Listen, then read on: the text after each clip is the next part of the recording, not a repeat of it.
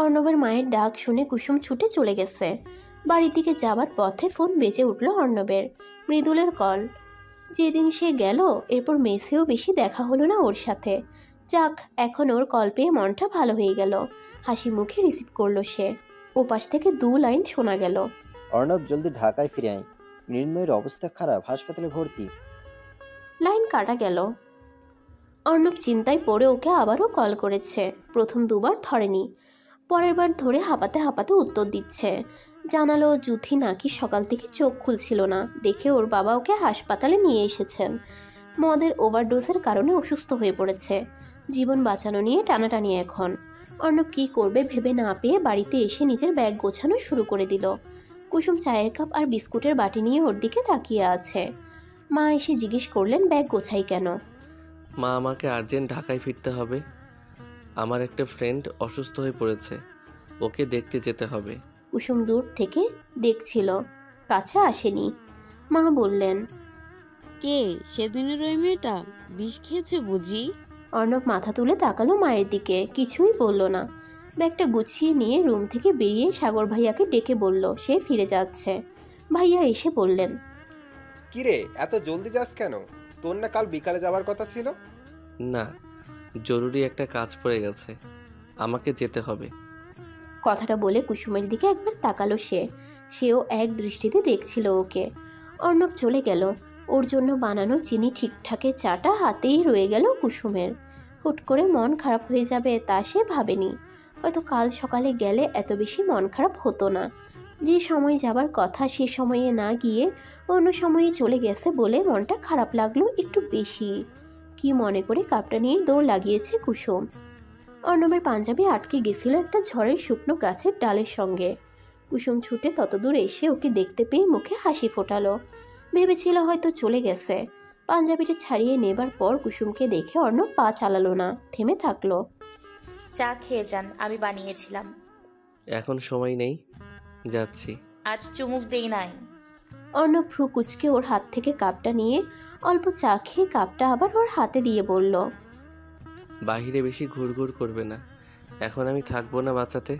অর্ণব চলে যাচ্ছে।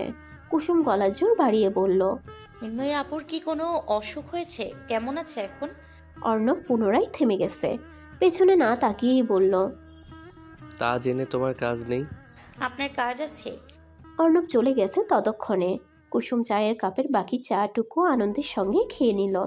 সে জানতো অর্ণব পুরো চা খাবে না, বাকিটা নিজে খাবে বলেই এত দূর অবধি ছুটে আসা। যে মানুষটার গামছার গন্ধ ভালো লাগে, যে মানুষটার শোয়া বিছানায় শুতে ভালো লাগে, তার অর্ধেক খাওয়া চায়ের বাকি অংশ তো দারুণ লাগার কথা। এত খারাপ লাগার মাঝেও ওইটুকু চা বিশাল ভালো লাগা মনে ধরিয়ে দিয়েছে। আফসোস তিনি বুঝলেন না। ঢাকায় পৌঁছাতে অর্ণবের রাত 9টা বেজে গেল। ব্যাগ হাতে সোজা হাসপাতালে এসেছে। মৃদুল বাহিরে করিডোরের একটা সিটে বসেছিল, সাথে ছিলেন জুথির বাবা। ওনাকে সালাম করার পর উনি কিছুই বললেন না। মুখটাকে অন্যদিকে এমনভাবে ফিরিয়ে নিলেন যেন কোনো কথাই বলতে চান না, এড়িয়ে গেলেন। এইসবের জন্য তিনি অর্ণবকে দায়ী মনে করছেন। অর্ণব ওনার গম্ভীর ভাব দেখে মৃদুলকে প্রশ্ন করল জুথি কোথায়। সে হাত বাড়িয়ে দেখিয়ে দিল। রুমের দরজা খুলে অর্ণব ভেতরে গেছে। জুথি জেগেই ছিল, যেন সে জানতো অর্ণব আসবে। ওকে দেখে হেসে দিয়েছে।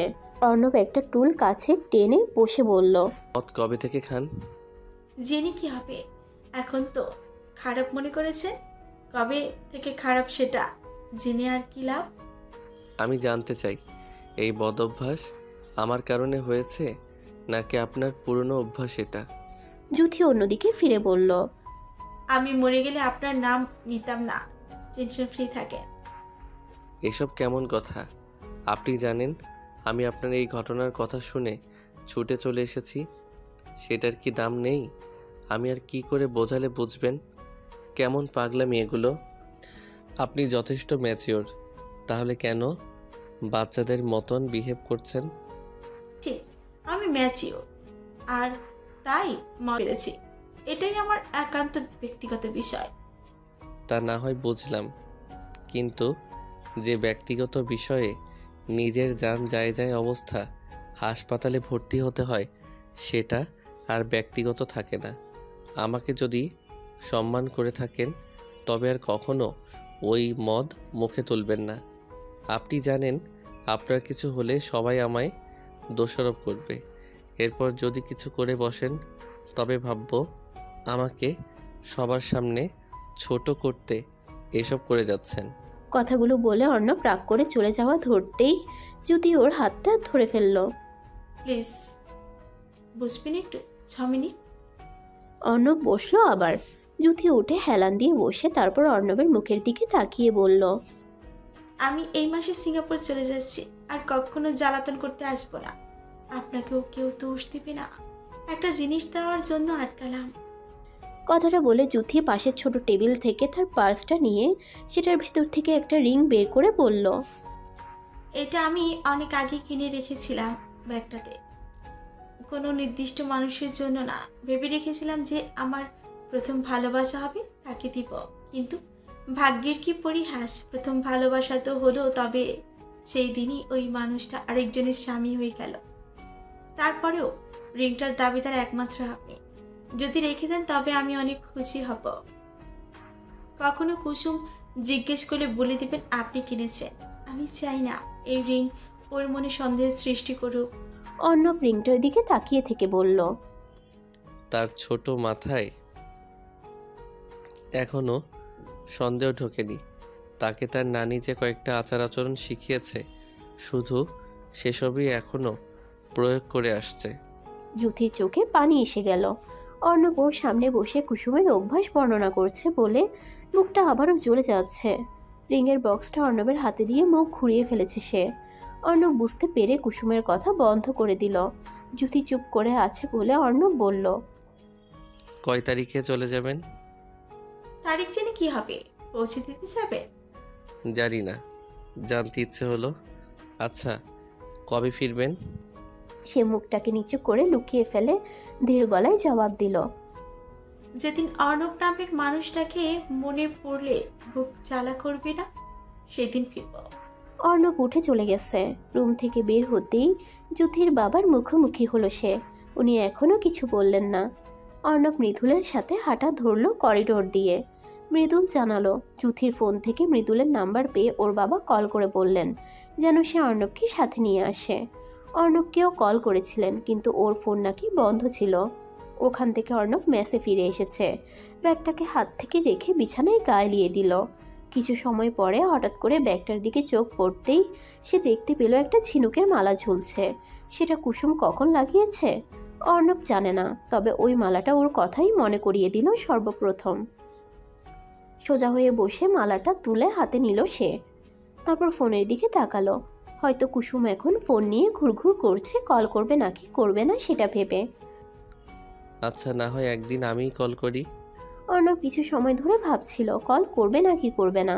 ফোনটাকে উল্টে পাল্টে ঘোরাচ্ছিল তাই ভেবে। কুসুমও সে সময়ে ফোন নিয়েছিল কল করবে বলে। অর্ণবের আগেই সে আজকেও কলটা করেছে। অর্ণব সঙ্গে সঙ্গে রিসিভ করে হ্যালো বলল। কুসুম সালাম দিয়ে জিজ্ঞেস করলো রাতে খেয়েছে কি না। তুমি খেয়েছো? এখন তো বলবে বমি পাই। না, খাইনি, পরে খাবো। মৃন্ময়ী আপু ভালো আছে? তোমার এত জেনে কি হবে, ঘুমাও। আচ্ছা, ওনাকে নিয়ে কিছু বলছি না। কবে আসবেন আবার? আর আসবো না, নেক্সট টাইম রোজার ঈদে আসা হবে। ও, বাসা নেবেন কবে? তোমার এত তাড়া কেন এখানে আসার? আমার বাবা মায়ের সাথে থাকো, তাদের খেয়াল রাখো। রাগ করে অর্ণব কল কেটে দিচ্ছে। কুসুমকে আজ তার স্বার্থপর মনে হলো। কেন সে বারবার এখানে আসতে চায়? তাকে এখানে আনলে আমার কাজে মনই বসবে না। সব সময় জ্বালাতন করে সময় নষ্ট করবে আমার। মানুষ বাসায় ফিরে মানসিক শান্তির জন্য, আর আমি ওরা এখানে আনলে মানসিক অশান্তিতে ভুগব। দরকার নাই জেনে শুনে প্যারা ঘরে তোলার। সুন্দর ঘর, একটি 3 তলা দালানের দোতলায় সেটা। কাঠের দরজাটা চাবি দিয়ে খুললে চোখের সামনে দেখি ভেতরে বেশ বড়সড় একটা রুম। সেটা হয়তো সোফার রুম, তবে ওখানে সোফা নেই, নিচে তোশক বিছানো, তাতে রঙিন বিছানার চাদর আর রঙিন কভারের কিছু কুশন। পাশে একটা সবুজ গাছ, টব সমেত। সেই রুমটার ডান পাশে গেলে ফ্লোর থেকে ছাদ ছুঁই ছুঁই গ্রিলের দরজা। সেটা খুললে ছোট আকারে মোটামুটি চলার মতন একটা বারান্দা। ওই রুমটার পরে আরও 3টে রুম দেখা গেল। বাম পাশেরটা রান্নাঘর, 2 তাকের সম্মিলিত ছোটোখাটো বটে। বাকি 2টো রুম বেডের। ওই দুটোর মাঝে সুন্দর একটা বেডরুম দেখা গেল, গোলাপি রঙের চাদর বিছানো। 2 চোখ প্রথমে সেদিকেই গেছে। রুমটা পরিপাটি ছিল। বিছানার পাশে কাঠের ঝকঝক করা ওয়ার্ড্রোব একটা, সেটার পাশ ঘেঁষে দাঁড়িয়ে আছে এক তরুণী। এলোমেলো কোকড়া চুল তার গোটা পিঠ জুড়ে। লাল রঙের শাড়ির আঁচল ফেলা হলেও তার কারণে ওই চুল ঢাকা গেল না। মেয়েটা হঠাৎ ঘুরে আমার দিকে ফিরল। কি তার চোখ! এইটুকু কাজল মাখা ছিল না, অথচ আমি তার চোখে কাজলের ভাণ্ডার দেখতে পাচ্ছি। তার ছোট চোখগুলো যেন বড় বড় লাগলো, ডাগর ডাগর। হাতে 2টো বালা স্বর্ণের। হঠাৎ দেখতে পেলাম আমার হাতে একটা রক্তজাবা। এটা কখন নিলাম জানি না, বুঝলামও না।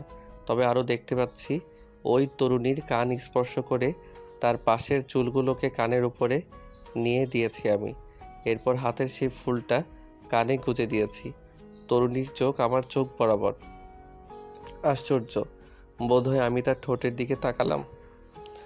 হঠাৎ করে সে মাথা নিচু করে ফেলেছে আমার চাহনি দেখে। তার ওই ঠোঁটে যেন জবাব পাপড়ি ডলে দেওয়া। আমার হাত কাঁপে।